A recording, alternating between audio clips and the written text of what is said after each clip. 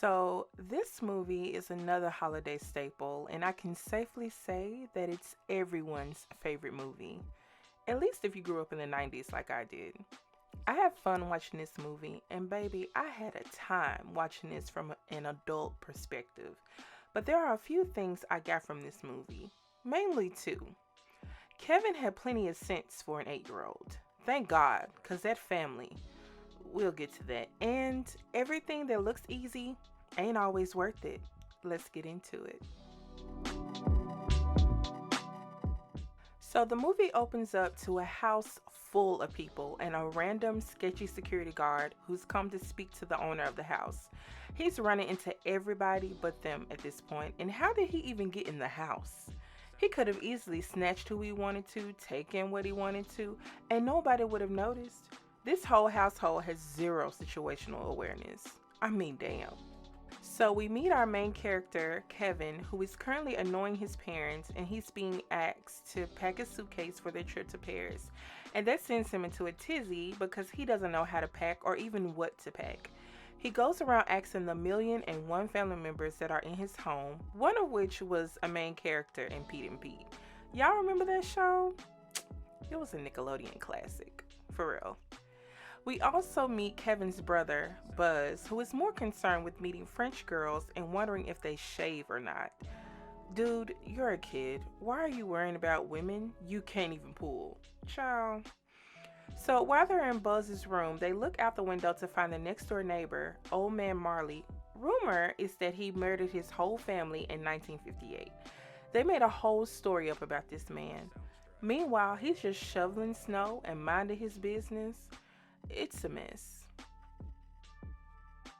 And the pizza man is coming in hot. Turns out that if the pizza is not delivered in 20 minutes, the customer doesn't pay. That has to be a dangerous, stressful job.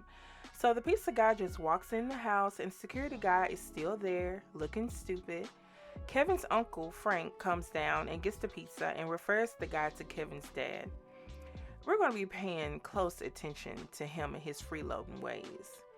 And I think it's crazy how no adult was present until food showed up. Anyway. Kevin's dad finally comes down to pay for the pizza, and the security guy finally gets to talk to him. The security guy starts talking about how he's going door to door, making sure that people are keeping their homes safe for the holidays. And Kevin's dad just blurts out information like, oh, we have timed lights and security system, and we're going out of the country. We won't even be here. Straight told this dude all his business and didn't even ask for not one credential. The privilege. I don't get this. Anyway, so everyone pounces on the pizza.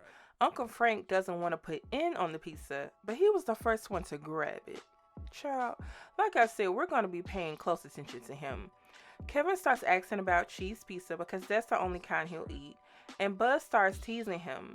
Meanwhile, his cousin Fuller is taking Coke straight to the head. If his ass pees to bed like they say he do, then why y'all giving him drinks, especially Cokes at night? The boy needs water, if not anything else. But yeah, so Buzz is teasing him, telling him the only way he'll get cheese pizza is if someone throws the pizza up, and he then acts like he's barfing. Kevin starts swinging on him, because he's had enough. He ends up knocking over some drinks, and instead of people holding both him and his brother accountable, everybody just blames Kevin. Sausage and olives and Look what you did, you little jerk! Now, I get that he was irritated and all, but this just seemed real personal to me. You mad about drinks and pizza you didn't even pay for, dude. Chill out, that's still your nephew. So after all this, they finally pay the pizza guy, and the security guard is still there. Now that I think about it, this movie didn't even have to be this long, because he could have gotten what he wanted out their house the first night, and nobody would have noticed. But anyway, Kevin's mom sends him upstairs to the attic. Again, they never addressed his brother. I am upstairs, dummy. He's so lucky he didn't have a black mama. I'm just saying. So she tells him that he has to stay up there until the morning. Kevin then says he doesn't want to see his family for the rest of his life, and his mother warns him about saying things like that, but he don't care because he's over it and them. He then makes a wish that his family disappears. So overnight, there are heavy winds which end up knocking out the power, and the whole family wakes up late for their trip. It's complete chaos. While the drivers are packing the vans, the nosy kid from next door starts asking these dudes mad questions. Where is this kid's parents? Nobody had the stranger danger talk with him? My God. So one of the cousins are doing a head count and counts the nosy kid as one of the other kids. Nobody notices when the kid leaves, so they're still thinking that everybody is there. So they're off to the airport and they are rushing and running and barely make it to the plane in time. Listen, they made it all the way on the plane, in the air, without seeing their child's face. Terrible parents. Meanwhile, Kevin wakes up, instantly notices how quiet it is. He's walking around confused and the math is not mathing. We go back to the plane and look at this fool. It's real. It's real crystal. Yeah. It's real. So? Put them in your purse. Go on. Just put them in your purse. See, I'm telling y'all. They still have no clue. So Kevin is still walking around room by room, and then it finally hits him. He thinks the wish he made came true, and he's ecstatic. He starts doing all type of shit, jumping on the bed, running around the house. He even got himself dressed, and he matches. He goes wandering in his brother's room and finds his BB gun. This kid has great aim. Phenomenal. He makes himself a giant ice cream sundae and starts watching mob movies. I mean, he is living his best damn life. So finally, Kevin's mom starts getting the feeling that she has forgotten something.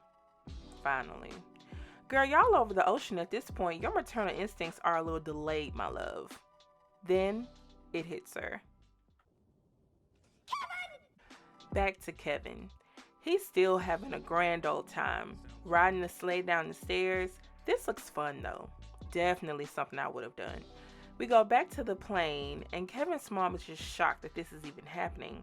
And Kevin's dad tries to make her feel better by saying she just miscounted. Bruh, you still forgot a whole kid. It makes you feel any better.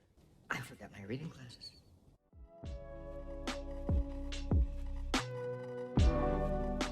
Anyway, so we go to these bandits.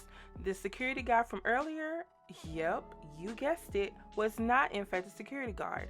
And he's been scoping the entire neighborhood, and they've got their eyes on Kevin's house. They back into the driveway, and Kevin overhears them and turns on the basement light and scares them away. Now Kevin realizes that being home alone might not be so cool. So we go back to the family. They make it to another airport and are frantically trying to call the police to get someone over to Kevin. They're getting the runaround and getting transferred back to back, and finally they have them agree to have a police officer go to the house. My thing is, like, you want them to stop by and make sure he's okay, but like, what happens after? You just gonna leave him there and be like, great, he's fine. Like, what's the end goal here? So we go back to Kevin, and there is knocking on the door. The police are there trying to check on him, but he doesn't answer, so they assume that no one is there, and they leave. Meanwhile, at the airport, Kevin's mom is desperately trying to get a flight, but there aren't any available. But the flight attendant suggests that she may be able to fly on standby. So she decides to wait at the airport alone. Her husband heads off with the rest of the family. Why, I don't know. He should have stayed with her. We go back to Kevin. It's the next day, and he's starting off his day squeaky clean. Again, this kid knows how to take care of himself, at least a little bit. Good shape.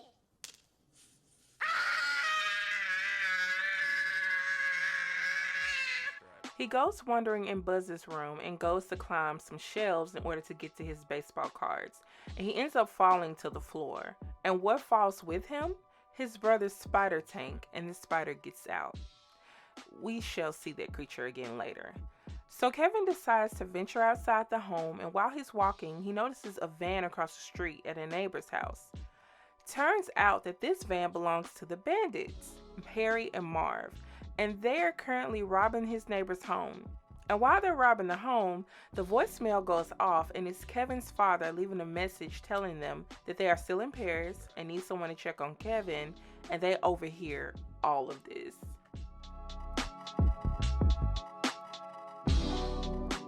So we go back to Kevin, who's at the store asking this lady about a toothbrush.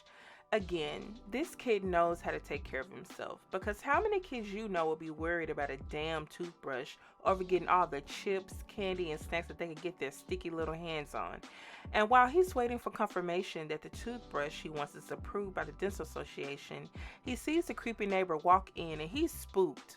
So spooked that he runs out the store with the toothbrush, and the store clerk gets the attention of a cop and tries to catch him, but Kevin makes a run for it.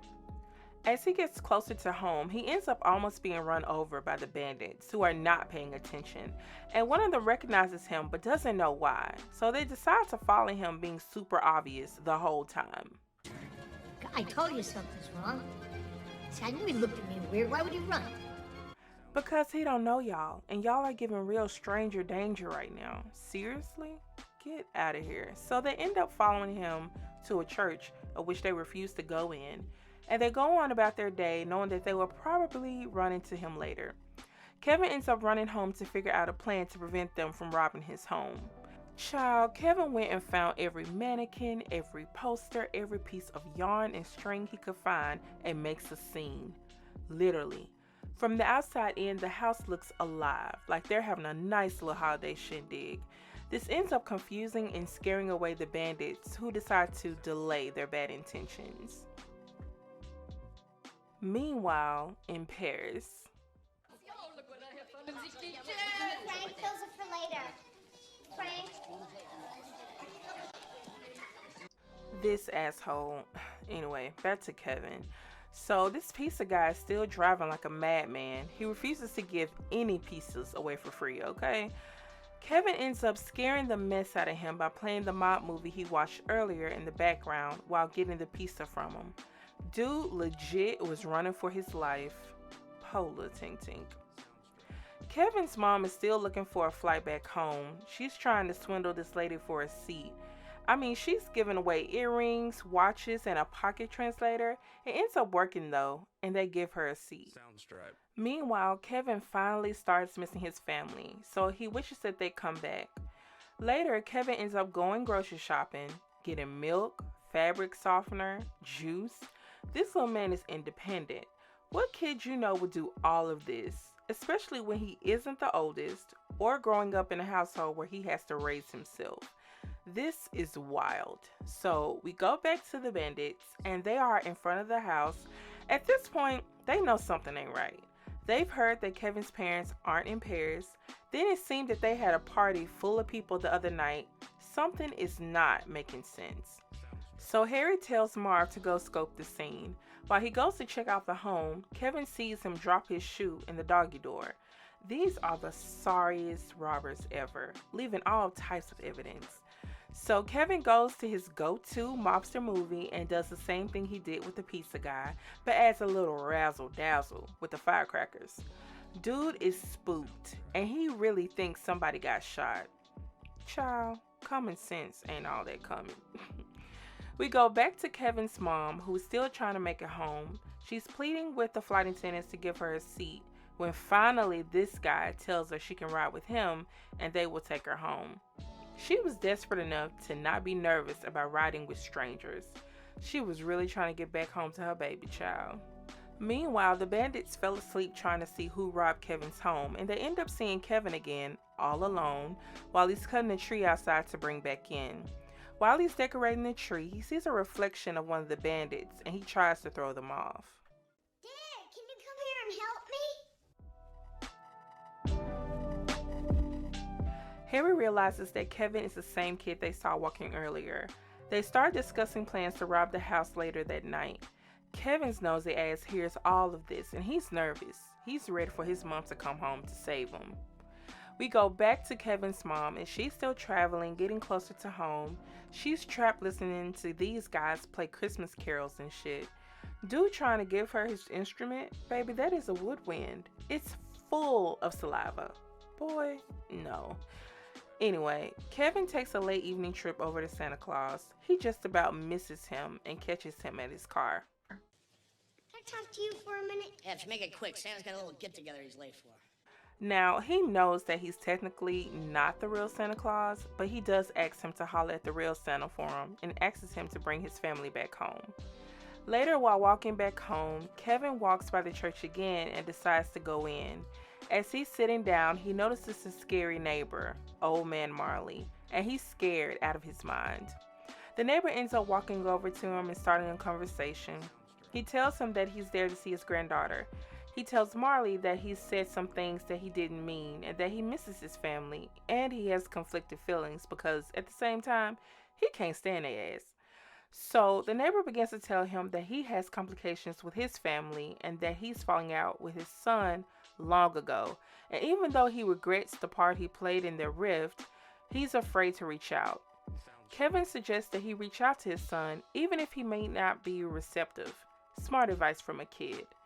They ragged on Kevin, but he's a good kid and actually really mature for his age, but this was such a sweet convo though. But the time has come for Kevin to run home and set up his death traps. If the bandits want to rob him, then cool, it's going down on sight. This is my house. I have to defend it. So he's setting up all these traps, and I must admit, everything he came up with was pretty clever for a kid. He will make an awesome engineer when he gets older. Seriously. After he's done, he makes himself a little meal to prepare. Meanwhile, outside, the bandits have arrived and are going over their plans. Finally, the time has come. Poor baby didn't even get to eat. He goes over and gets the BB gun and goes to the door to wait for them. This is it. Don't get scared now. So the bandits go up to the back door and knock on the window. I mean, they don't care at this point. They are being all obvious and shit, and baby Kevin uses that to his advantage. So the bandits decide to split up. No more Mr. Nice Guys. Harry goes to the front door, but little does he know the steps are completely frozen over due to Kevin pouring water on them. Then we go to Marv, who decides to go down to the basement door, but the same thing happens to him as he tries to go down the steps. They are both struggling at this point. Bad. While Marv is struggling with the basement door, he realizes that the door was already open. He doesn't know what to think at this point. Could it be this easy? Child, no.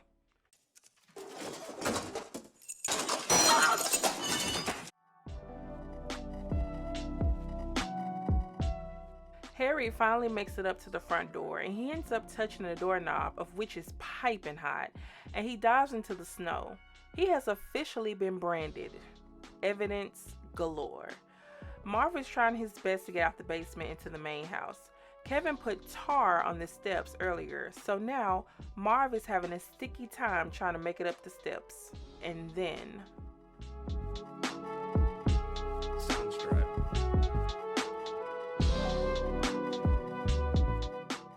So Harry is officially pissed. He goes back to the back door and opens it. He thinks he's finally about to make it inside the home. But no, he gets that scalp fried. I mean, he's getting third-degree burns left and right. At this point, they got about 50-11 injuries. Finally, Harry has had enough and he busts into the house looking for Kevin. Meanwhile, Marv sees an open window, which should have made him really nervous because so far it's been all bad. But he goes in thinking everything's all good.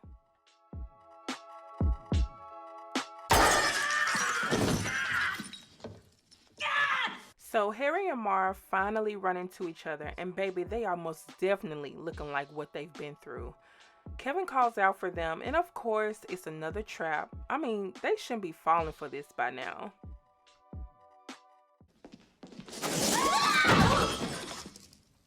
You guys give up, or you're thirsty for more? So Kevin runs up the stairs, and they, again, take off after him and get rocked by cans of paint. After all of this, Kevin finally calls 911. Baby, I would have had them on the way when they first got there. You could have minimized the amount of traps greatly, but I guess it wouldn't have made the same impact, so I'll let it be. But anyway, Kevin heads towards the attic and Harry and Marv try to run after him. They get tripped by a wire. Marv ends up grabbing Kevin's leg, but Kevin ends up seeing his brother's spider and plops it right on Marv's face. So Kevin rides the contraption he made across to the treehouse. So it's at this time, after all the pain, burns, and other traps that they've been through, where they decide to go off course. But of course, Kevin still had a backup plan for them and cuts the rope. He starts running across the street to the neighbor's house and goes into their basement. But surprise, as he makes it up to the main floor, Harry and Marv catch him. And as they're planning the ways to torture him like he tortured them, they get whopped by Old Man Marley.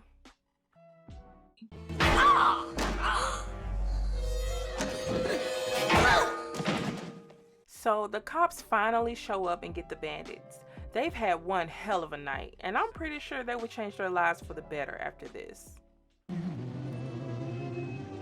Now your trouble will be out of sight. So after all of this, he's still in this house all alone. Nobody checked on him. The neighbor didn't see after him until his parents came home. Nothing. Meanwhile, Kevin's mom is getting closer to home and she's talking to one of the guys. To make her feel better about leaving her child home, this guy tells her that he once left his child at a funeral parlor all day. The little tyke there in the funeral parlor all day. All day. But apparently he was there alone all day with a corpse. Now, he was okay, you know, after 6-7 weeks. Kevin wakes up on Christmas after a night of mischievous fun and the house is still empty. And right when he starts to get sad and think that his Christmas wish didn't come true, his mom finally shows up. And then moments later, the whole family shows up. Shit, she just could have stayed and waited with them. She's up here riding a U-Haul truck for hours. Baby, they've been comfortable the whole entire time. Anyway, so Kevin goes over to the window and sees Old Man Marley and his family has come to see him. Guess he took Kevin's advice and it worked out for him. This was so sweet, y'all. I almost teared up. But just as soon as everything comes together... Kevin! What did you do to my room? And that's the end of the movie. So here are my final thoughts. Kevin's parents suck. And pretty much every adult, except for Old Man Marley in some instances, failed him. You mean to tell me you sent your child to the attic, woke up the next day, got in a van, went to the airport, got on the plane, and got into the air without seeing your child's face, without confirming that he's there with you, alive and breathing? Child, there's no way. And then, I'm not sure whose brother Uncle Frank was, but I hope they disowned his ass after the trip. Notice he wasn't there when the family came back at the end. Dude was probably like, look, when is the last time I'm going to be able to go to Paris? Not my kid, not my problem, I'm staying. There were so many times that they should have gotten him together, especially when he called y'all son a jerk. And he said it like he had beef. Like, what the fuck? I was so shocked that after the night he had fighting over burglars and shit, nobody was like, hey, stay with us till your parents come home, or I'll stay with you. And then his parents were like, I just want someone to check on him and make sure he's okay. Ma'am, what else? You just gonna leave him after? Child, I bet Marv and Harry changed their life after this. They probably had to create a whole new story when they went to jail. Can't tell legitimate gangsters that you got handled by an 8-year-old. That's not going to end well. But my last and final question is, how much was that mortgage? Better yet, how much was the water and light bill? All them people in the house, child, they would have been at the Super 8 at the Holiday Inn, especially Frank. But anyway, that's it for this review commentary. Thanks so much for watching. Shout out to the new subscribers coming from the Soul Food video. I appreciate the love. If you have any requests for the new year, let me know. I'll be happy to do them for you. See you next time. Bye.